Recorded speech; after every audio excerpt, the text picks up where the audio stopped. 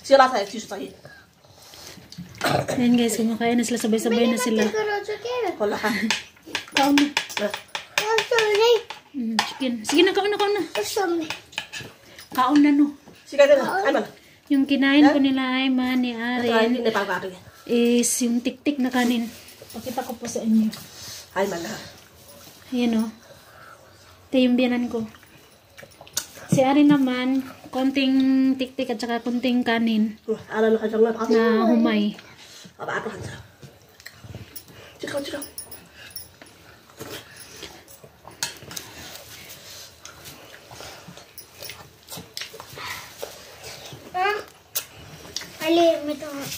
Ali bane pati meeting Lami. China bane pati. Lami. Lami. Oh, Kuya? na pero halang. Halang? Di ba nakalang good? Halang. Yun sa Ay ama ko tiro sa yo ato. Hay na pila. Yo ta di siya. Hay na pila ka. Kali. Hay ka.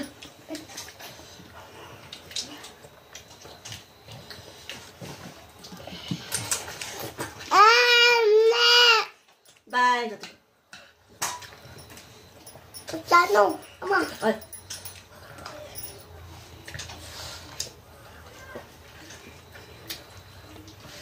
Ama.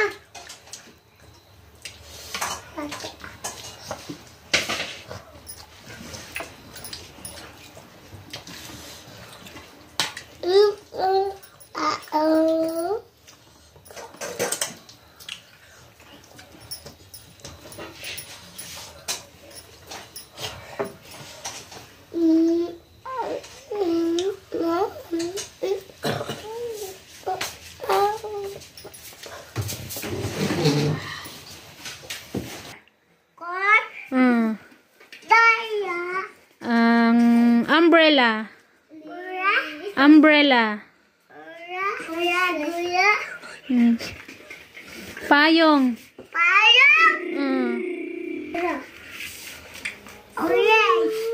Ang tiger. Very good. Ang egg. Ang ice cream. Ang apple. Mama. Ang fish. Fish. Ang ball. Ama. Apple. Ball.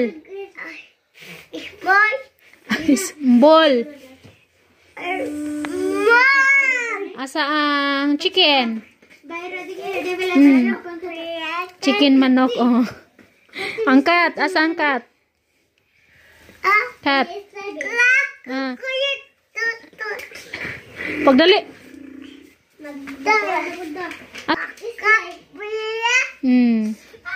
Ang orange. Asa ang orange?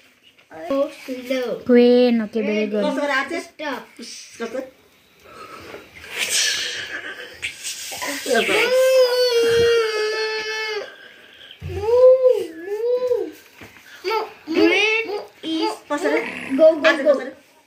Yellow is slow. Ansa na? Elephant. Elephant man na. Elephant. Ansa? Panty? Dili, oy. Dali, ni mo kay kog dili, oy. Panty man na. Dili, oy. Asa ang zebra? Iba. Daya. Dili na mao, rabbit man na. Kana oji. Kana zaji. Kana oji. Kani. Di na mao, oy. Cat. Dog. Queen. Queen. Umbrella. Umbrella. Yak. Yak. Unsa lang yak? Zebra. Zebra. Van. Van. Rabbit. Rabbit. Tiger. Tiger. Daya. Orange. Orange. Orange. Tingnan nyo guys, kahit sa city talaga, hindi talaga mawawala yung may mga baka. Yan, buti nga yan, may nag-aalaga dyan. May iba kasi, yung ibang baka kasi talaga pag-gala-gala na lang.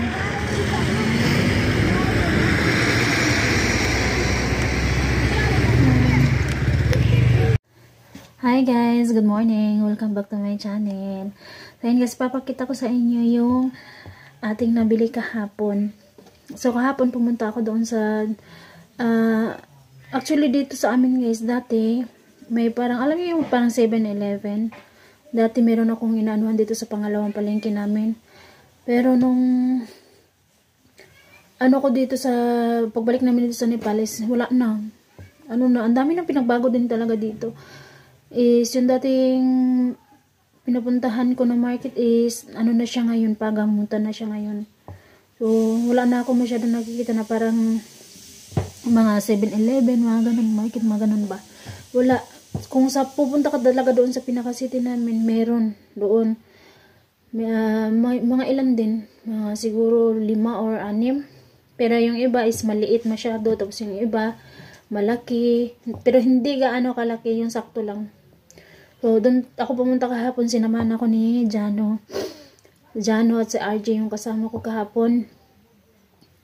So yun guys, papakita ko sa inyo. Ay, unang-una magpapasalamat muna ako sa inyo guys. Ay, thank you so much po talaga sa inyong lahat guys, dahil sa mga walang sawang pagsuporta nyo po at saka hindi nyo pag-i-skip. So nakakaya po tayo nakasahod ngayon. So, salamat po sa inyong lahat. Papakita ko, ito yung mga nabili ko guys. Unahin natin ito, Nescafe.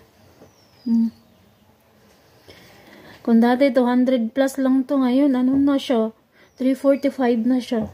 Rupees ha. Yan. Tapos tinapay. Isang balot lang yung binili ko. Tapos ayan. Ito na lang yung natira sa Anggol, sa grapes.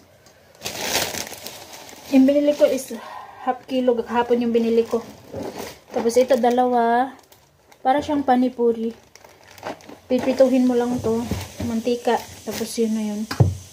Tapos biscuit, isa lang din to. Isa, tapos biscuit din. Ito 2 ganito yung binili ko. Marami naman kasi siyang laman sa isang ano yung plastic. May 30 pieces siya sa isang laman na ganito. Ayun nga, ganun siya kaliit. So, tapos, ito 2, sabon. 2. And then, sabon na, panghugas ng plato. Ayan. Tapos, close up 2. Then, para panglinis sa ating CR. And syempre, mayroon tayo nito. Hindi ko talaga siya na video agad kahapon guys. Kasi nakarating kami, nakauwi kami kahapon ni Jano. Hapon na talaga. Mag-alas 5 na ng hapon. Tapos pag uwi namin sumalubong kagad yung mga bata sa akin. Kasi na-excite sila kung ano yung dala ko. So ito, 1 kilo, 5 ito. Ay, 5-6 pala. Pero yung 3 kinain na nila, isa-isa nila kahapon. Ayan. Apple. Tapos, may bumili din ako ng ganito guys. Parang tinatawag nila ditong shell. Di ko hawakan kasi bahong kamay. Yung sabon, yung kamay ko bahong sabon. Ayan o. Di ko alam mo, nakikita niyo ba? Ayan guys. Bilog. Ito yung bilog. Ngayon pinakita ko sa inyo nung Maggi, handa yung ganun ba, pabilog na luto, pero nabalik-balik lang siya. Nabunog sa biyahe, layo-layo po itong Among City no. Mabot yung kagkanang kuan, kung paspas, kung buntag, kung ato mo biyahe ka pa ingay, kung umaga biyahe ka pa punta doon, makakarating ka ng mabilis. Pero pag gabi, nung ano talaga na sana makarating kayo ng mabilis doon, dahil ang bagal magpatakbo. Tapos talaga kahit siksikan na yan, hindi yan nila inaano, talagang pinupuno talaga nila yan ng tao kahit siksikan. Yung iba nakatayo, yung iba may upuan, ganun. Ganun talaga dito madalas, punong-puno yung bus bago yung biyahe niya ba. Tapos syempre ito, ang person hindi natin makalimutan. Actually, minsan na lang manang papamper si RG. pag time, ano lang, pag tanghali, pag matutulog siya tanghali, magpamper siya. Pero pag gising niya, inuhubad niya talaga. Tapos, pag ano naman, pag kagabi, nagdadaya pa din yan. Isang beses lang din. So, kaya hindi ako masyadong gasto sa, sa tawag dito, sa diaper. So, ayan guys. Thank you so much po talaga sa inyong lahat guys, no? Ayan. Sineperate ko yung sabon dyan. Yung sabon. Ito yung biscuit. Diaper. Yung 3 apple. Tinapay. Shell roti. Nescafe natin. Ganito. Diaper. So, yan na. So, thank you so much po. Ang tagal na ay man. Sa iman nanguha kasi sila ng ng gatas. At saka, guys, share ko din po sa inyo na nakabayad na po ako ng kahapon. Kahapon ng hapon pagdating namin nagpahinga muna ako saglit tapos nagbayad kami doon sa tindahan. Sa gatas ni RJ. Salamat po talaga sa inyo guys, no? Yung gatas na iniinom kasi ni RJ is yung fresh milk. Ng mukha ko. Naghilamos na ako ha, pero hindi ako naglagay ng cream sa mukha ko. Hindi naman talaga ako naglalagay lotion. Minsan lang ako naglalagay. Nabayaran ko na yung nabayaran ko na yung gatas, nabayaran ko na yung manok. Minsan kasi is nangungutang kami ng manok doon sa nagbebenta ng manok, okay naman, which is okay naman sa kanila. Pero minsan, pag gusto ng mga bata, yung ganun. Ngutang kami, tapos, kunwari, pag half kilo lang yung utangin namin, haluan namin yun ng patatas, para mas siya na dadami. Diyan na si Ayman. Naano ako sa kwento ng biyanan kong babae kagabi. Kasi dapat talaga kagabi magbe-video ako nung, pero si RJ gisapot jud siya ay kay, jud siya na naglalaro sila ni Arin. Nadapa si RJ. Nabunggo yung niya, yung bibig niya dito ba. Nabunggo yung bibig niya, tapos yung dalawang ngipin niya. Sobrang pagdugo talaga ay. Pinatahan ko muna hanggang kagabi. Wala ako masyadong tulog din talaga dahil si RJ is, talaga siya paniiyak. Tapos ginahuyupan ako yung baba. Tawag sa Tagalog ng huyop ha. Tapos ay man. Gatas ni RJ at saka gatas ni RJ at saka asukal.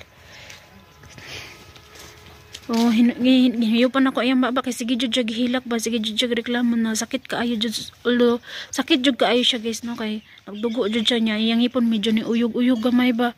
Kay ba't laging kaning gud talaga sila, parang sobrang laro ni na Arin, takbuhan. Kaya hindi in-expect na nadulas. Pagkadulas na bigla na lang talaga kaming lahat. Ako pati yung biyanan ko. Patayo kaming dalawa. Kinuha namin sa Arin. Si RG kaagad. So, yun nakita namin ang dugo. Nag-agas-agas dito ay. So, ginamot namin. Tinan nyo yung parang tubig. Kaya yun hanggang gabi. Si RG parting hilak gabi, watay tarong tulog day. Kay iyak talaga siya ng iyak. Yayay daw yung tit niya daw. Masakit daw, sabi niya. Mama sakit tit, sakit. Mama huyo pa lagi, lagi. So mo tong hinahuyop dyan ako.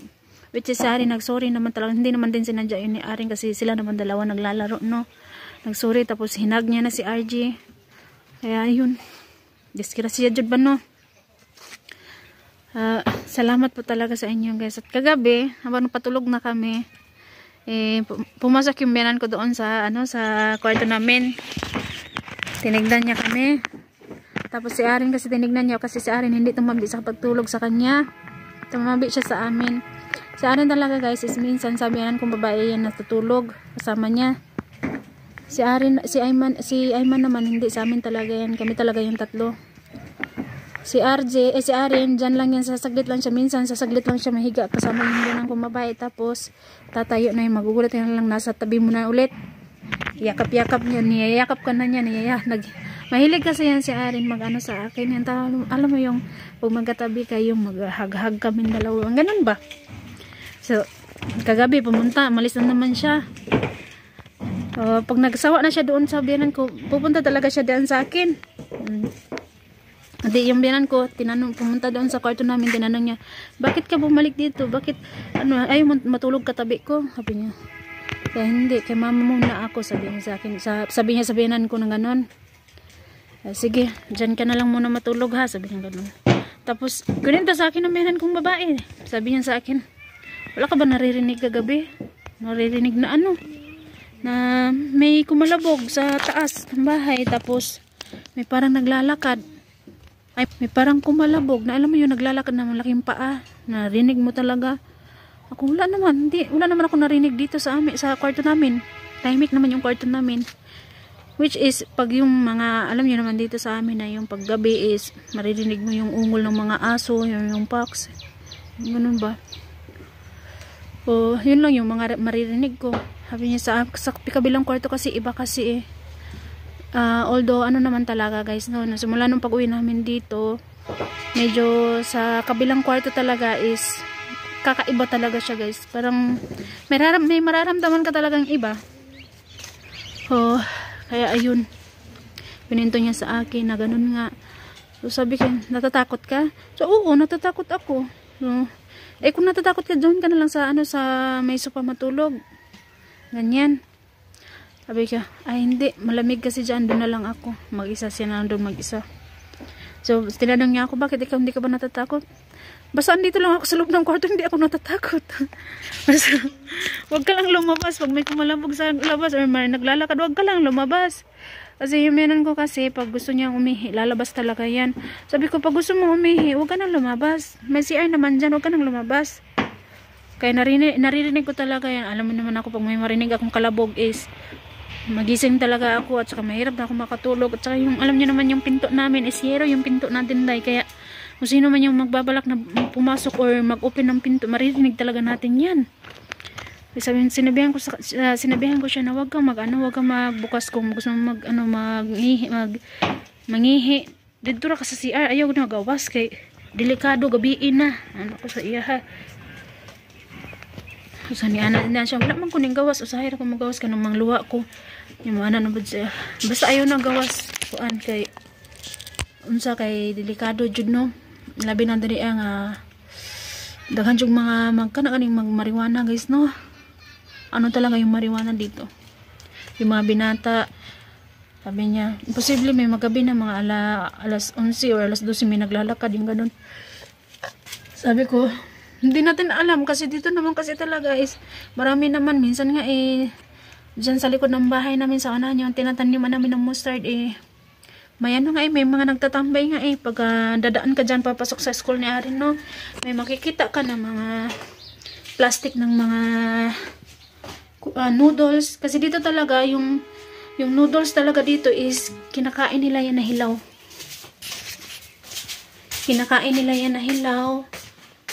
Yun talaga yung parang mainit nila dito gani. Medyo na ilang kuan. So guys, hanggang dito na lang muna para maanuhan ko na si Ayman dahil papasok na yun sa school. So thank you so much po ulit. Bye bye po everyone.